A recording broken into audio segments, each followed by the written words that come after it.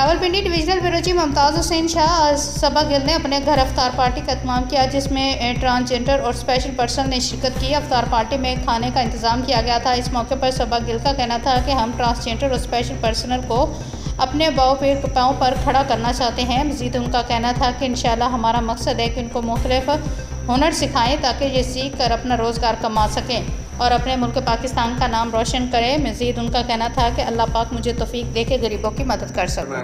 या रब्बिल आलमीन, हम दुआ गवाह हैं चीफ आर्मी की जो वालदा मोहतरमा इस दुनिया से पर्दा कर गई हैं। अल्लाह ताला चीफ आर्मी को सब्र जमील अता फरमाए, उनकी वालदा को जन्नतुल फिरदौस में आला मकाम अता फरमाए, उनके आले खाना को अल्लाह सब्र जमील अता फरमाए। जो हमारे मुल्क के दफा करने वाले हैं, हम पूरी पाकिस्तान की जितनी भी आर्मी है, हम सब के लिए दुआ गवाह हैं। अल्लाह ताला जो कुरान पाक पढ़े हैं, उनके सदके, उनके तौफाल मेरे मुल्क के ऊपर, मेरे बंदों के ऊपर, मेरी कम्युनिटी के ऊपर, मेरे लोगों के ऊपर, मेरे आला हुक्मरानों के ऊपर, मेरे अखवाज के ऊपर अल्लाह तो खुसूसन बिलखसूस रहमत अता फरमाए। आमीन सुम्मा आमीन।